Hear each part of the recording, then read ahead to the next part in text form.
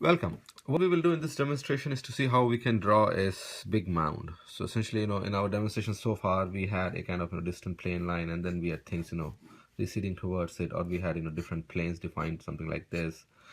But what we will do is do something different in here in this demonstration. So essentially, what I will do is to show you how you can actually define a kind of a small mound or a outcrop like this in your drawing. So this is a different element that you can introduce and you can make them more interesting. So essentially this is a kind of a big mound, or you could even think of it as a small outcrop or something like that that we have in our drawing, and we will see how we can actually make use of this to even add more interest to the drawing. And then we will go ahead and add a bit of trees over here. So essentially in the composition we will have some trees over here, and then a kind of big mound or an outcrop over here, and then we will have this drawing done in this demonstration. So again, let me start by laying down my trunk, and what I will do is to again give an outline of the kind of foliage. So essentially I will draw a few of these trees over here. So this will be a nice backdrop, and what we can even do is actually have a kind of sun rising over here or something like that. So this will be the kind of distance, and we will have some kind of far element. So we usually add a distant foliage or a tree line, but what we can do is to have a kind of sun kind of coming out from here. So that will be a nice element in our drawing as well. So we have the first tree, and then what I'll do is I'll add one more tree over here a bit behind it. So again, we're doing this kind of a bunch of trees, and this is always a very pleasing thing to have in a landscape. These kind of trees overlapping each other, right? So I'll go ahead and add one more over here.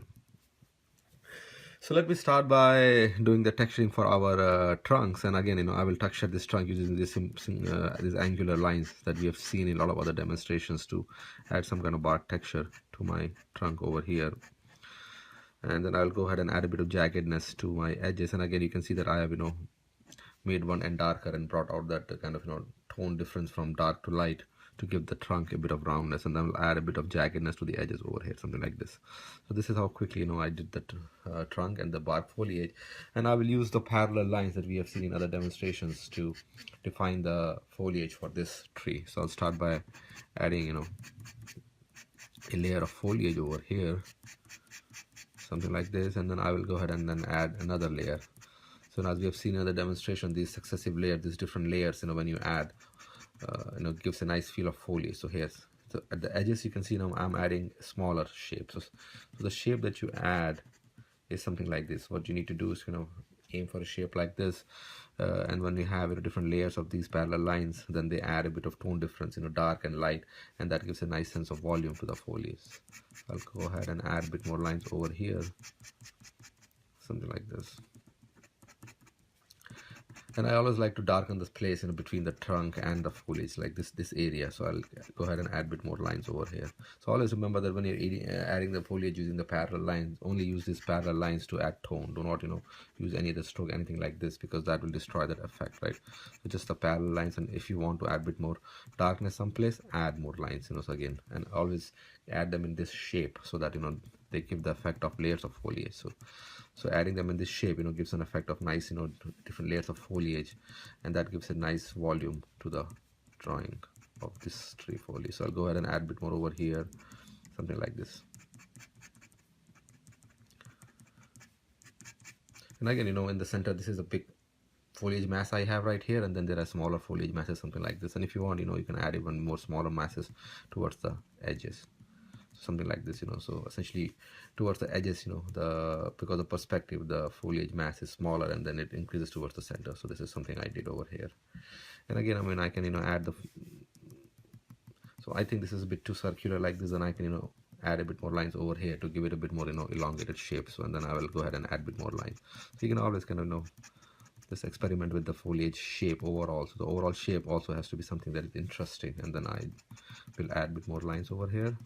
And here, this shape seems much more interesting than the bit of oval shape that we had last. And then I will go ahead and again add the same thing, a bit more darkness here. So again, the bottom line is that it's this kind of different tones, a bit of lightness and darkness and things like that. That combination that brings out the volume for the foliage.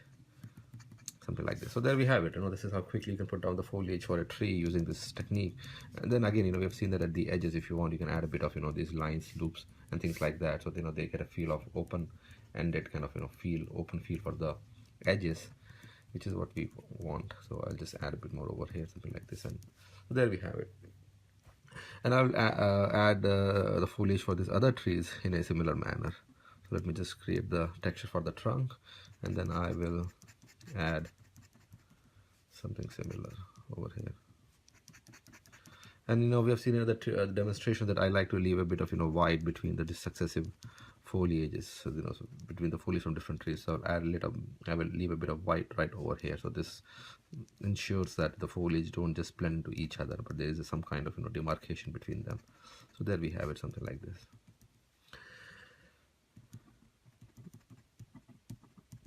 There we have it. And what I will do is to add the third foliage, but this tree is behind this tree, so this tree actually has to be in the front.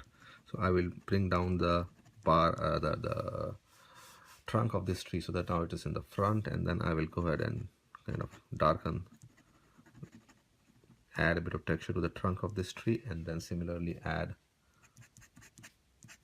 the foliage using these parallel lines. And again, I'll leave a bit of white over here so that this foliage, they have a layer of separation so that they don't blend into each other, and something like this. So again, I'm adding a bit of dark areas to this foliage to give it that interest as well. So there we have it. So now quickly we have nice 3 trees in our drawing, and if you want, we can actually add even a bit more over here and over there. So what I can do is actually even add a bit more over here that is even further out in the distance. So let me bring this trunk down a bit, and then this trunk is further out, so it will be hidden. So something like this. So this way, what you do is when you add these different layers of trees, you're creating a nice sense of distance in your drawing. And what we will have is a kind of sun over here, and then I can also draw a faint distant mountain in the backdrop as well. And then I will use these parallel lines as well.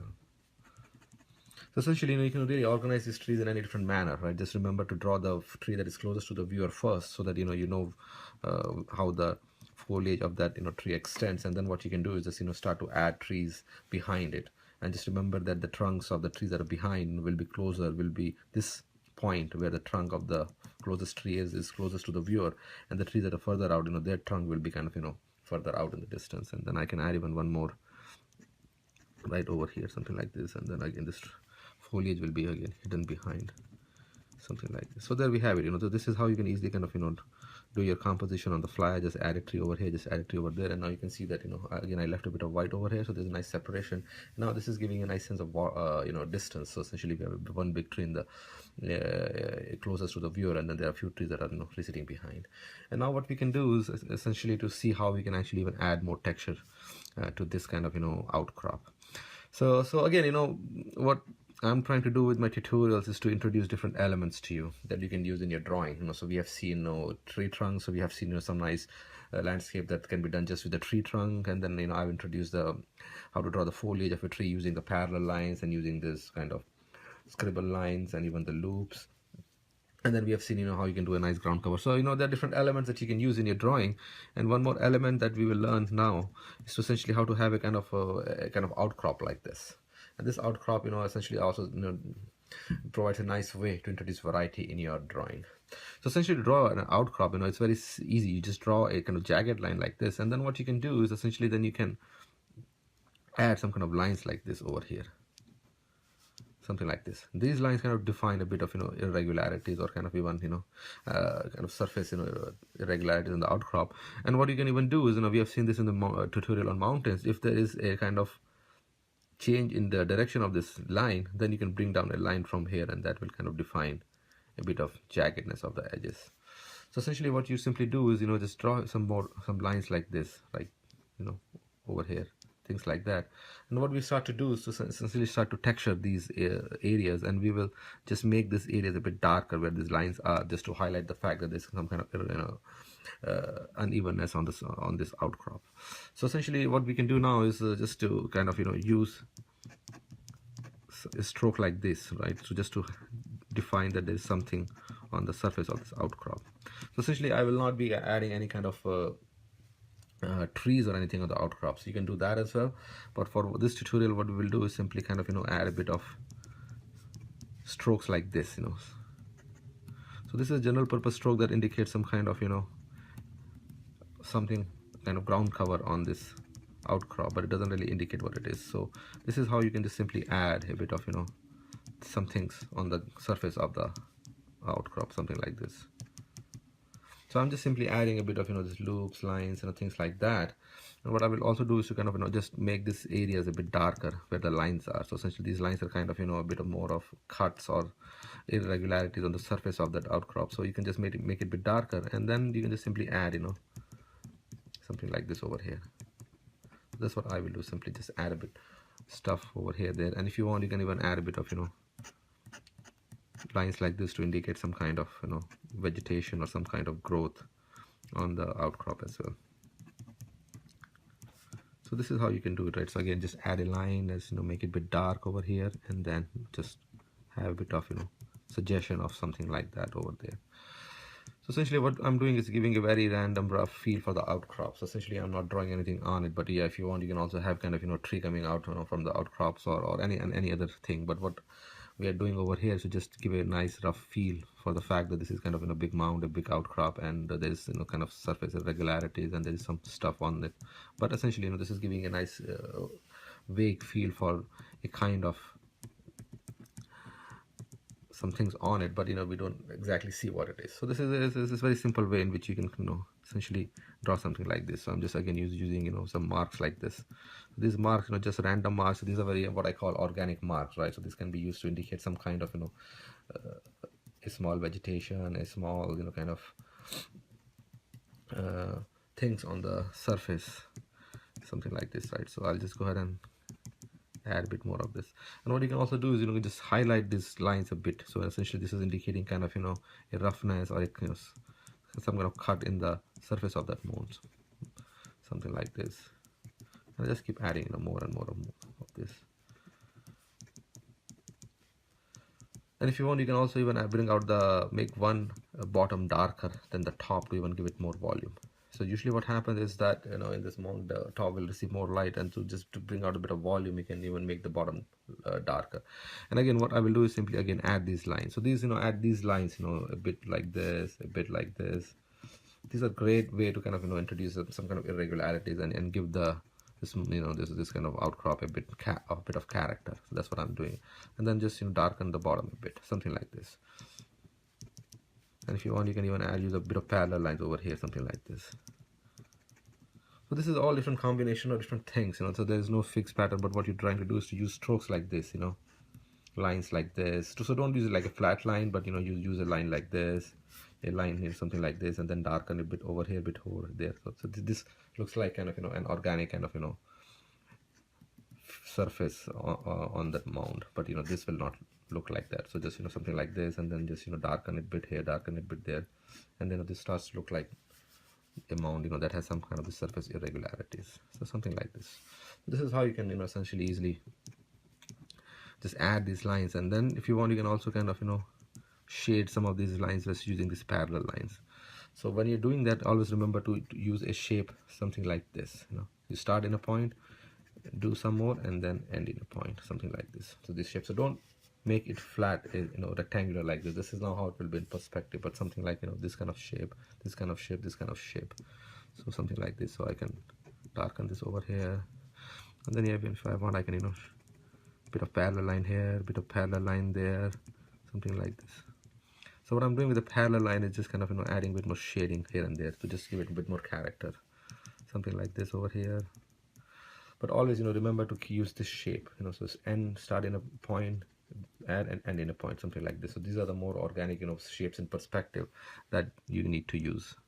Add a bit more over here and just more lines. So just keep adding a bit more lines, add some jagged darkness to the edges, something like this, and then use these strokes to add some kind of cover or something to it, just to make it more interesting. So there we have it. So now it's starting to look like kind of an outcrop that has a very rough surface and some kind of a small vegetation or what have you on it. So there we have it. So this is how you can easily draw something like this over here as well. And there I mean, and at the top, like I said, if you want, you can even add other elements to it. So if we wanted, we could have added some kind of a tree coming out from here, or anything of that kind. But I just kind of just wanted to show you how you can have a very basic outcrop just by using these lines and adding a bit of jagged darkness to them, and just adding a bit of shading with the parallel lines here and there. So something like this. So this is how you can just create like a nice outcrop over here. And if you want, you can again add a bit more darkness over here at the bottom just to give it a bit more volume. So some of the concepts that we learned in the mountains, they also apply here. So for example, if you want to add a kind of a line with the kind of roughness, you add a line like this that we saw, just add a bit of jaggedness. And if you want to shade it, shade it something like this, where this is a point, this is a point, and in between you have longer. So a shape like this is kind of the perspective shape that you need to use to shade some of this lines as well. So there we have it. So what I've done is made the bottom a bit darker and kind of given it a nice feel of volume, this mound as well. So let me just add a bit more over here. So there, so this is now looks like a nice kind of a bit outcrop that we have in the distance, and then we have some more trees that are kind of decreasing in size, giving it a nice sense of perspective. And what I will also do is to add a bit of this kind of darkness. This kind of darkness adds a bit more interest. So I'll just go ahead and just leave it like this. So if I wanted, I can put like a trees or anything else on the top as well, but for now I'll just leave it like this. So this is looking kind of an outcrop in the distance that has a bit of rough texture and some kind of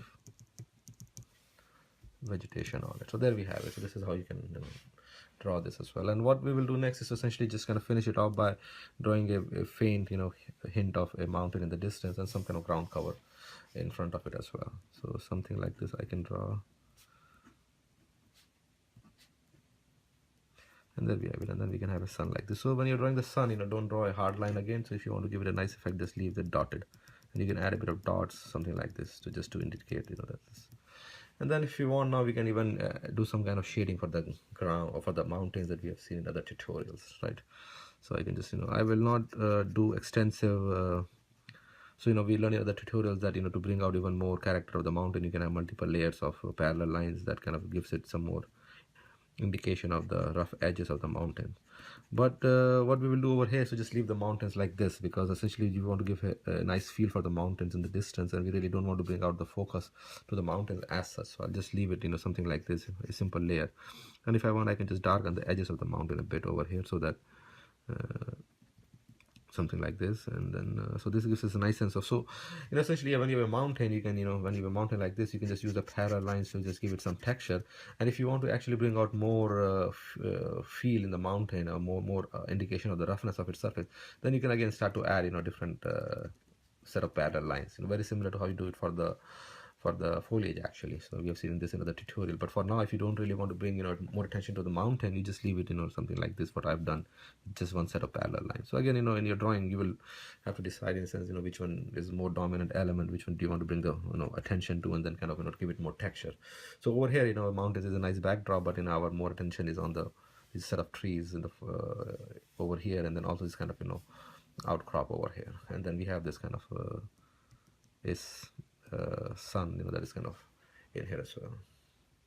Actually, to be fair, the sun should be behind the mountain, right? So actually let me put the sun over here, because the sun should be behind the mountain. So let me just extend this mountain over here, and then just add a bit more line to our mountain. So there we have it. So now this is actually the right order, so I apologize, I didn't realize. But yeah, so now this is a nice sun setting behind the mountains, and also hidden behind this outcrop. So there we have it. So this is a nice drawing we just did. So again, what you can do is essentially to create these trees in a receding manner. This gives a nice visual interest, and then essentially draw this kind of outcrop. Or if you want, you can even have a second set of trees over here, and then something else in the distance to have a very quick, very effective sketch that we just did. And finally, what we will do is to ground these trunks and also draw some kind of foliage or ground cover over here. So again, we have seen that to ground the trunk, you just create a kind of bit of darkness at the base of the trunk using grass strokes like this. So that's what I will do. I'll just simply go ahead and add a bit of this kind of grass stroke over here, something else over here, and something else over here. So this is how quickly you can ground the trees. And then we will just have a bit of grass on this plane So essentially this is a plane, where we have these trees at distance, and then we have this kind of outcrop in the distance, and the mountains and sun setting behind the mountains. So this is a kind of nice pleasing landscape. And once we have this, then what I can do is to just again define a bit of grass as a ground cover. And what we have seen in other tutorials is again to first you have to draw the ground form. So draw lines like this, and then something like this. And something new that we also learned was that you don't really have to have the lines cover all the ground. So if you want to have a kind of path going through, what you can do actually is to leave this white. So that's what I've done is I've added these lines defining the ground form here and here, but there's a slight white in between that actually then indicates our eyes will interpret that as a kind of worn out path that can be followed as well. So that's a simple technique that you can use as well. So I'll just kind of add these lines defining the ground form, something like this over here, and something from here as well. So again, what I'm doing is leaving a bit of white. This also serves a nice indication of the kind of path that can be followed on the plane, and makes the overall drawing more interesting. So there we have it, right? And I can also darken the base of this mountain a bit over here, this horizon line, something like this. And then finally what we will do is to simply add a bit of grass, using this stroke like this over here. So I will go ahead and in the distance I will add a small grass stroke. So we have seen this in the tutorial that even when you're adding this kind of ground cover, you have to use a smaller stroke for the grass in the distance, and as you get closer you start to use bigger strokes, something like this. So again, the stroke is very simple, something like this. So these lines are oriented towards like this, this is oriented over here, and then you create like a clump of grass, and then you just simply put one here, put one over there, and the ground starts to look covered with some kind of foliage or ground cover or what have you. And over here you can see that I left this path, so this kind of defines a kind of path that our eyes can follow and gives an indication of kind of a path. So essentially what happens is when you have a ground covered with grass and people walk on it, then essentially where there is foot traffic or other things, that the grass kind of doesn't grow on that spot, and then you have these kind of paths that go through the ground. So this gives an indication of that path, and I think it makes it look much more appealing, so our eyes can now follow this path. So you always need to provide some kind of path that the eyes can follow in your drawing. So essentially we have seen in other tutorials where I have drawn like a path that the eyes can follow, and in this case we're essentially using this white as an implicit path in our drawing. So this always creates more interest, and yeah, you can always use this technique as well. And what I will do is to simply add the grass in the other places where I drew the ground form. So essentially I'm creating a bit more interest just by adding this ground form in an interesting manner and having this kind of path or white in between, that is interpreted as path by our eyes. And then I just simply add this grass stroke to create a bit of ground cover over there. So there we have it. So now it's looking nice and interesting, and I can make this a bit darker. So essentially you can always make the bottom of these things like an outcrop or a mountain a bit darker. So now when you make the bottom darker, this gives a bit more volume now. And then I will add a bit more just simple grass strokes over here, something like this, and here as well. So I'll ground this trunk as well just by adding a bit of darkness at the base. So essentially always ground the trunks, and to ground the trunks just simply use this kind of grass stroke, very small, or if the trunks are far out, you can just use dots like this, something like this. But creating a bit of darkness at the bottom helps to ground the trunks and make the drawing look more interesting, more polished. So that's what I've done over here, and that's what I will do over here as well, and here as well. And then I'll simply add a bit more grass over here, and again I will leave this white. So essentially this is also giving a nice sense of path that can be followed in our drawing. And then add a bit more grass over here, a bit more over here, something like this, and then ground this trunk. So just adding a bit of darkness over here, essentially I'm just using one dot, a bit over here, a bit over there.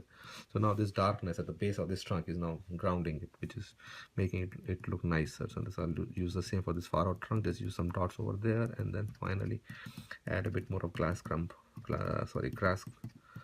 over here, and a bit over here, and there we have it.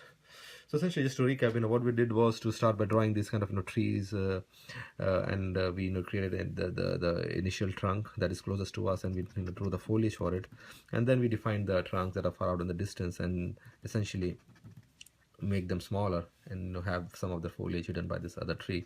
And this creates a nice sense of distance, a nice composition consisting of few trees together. And then what we learned new in this demonstration was to see how we can draw an outcrop like this.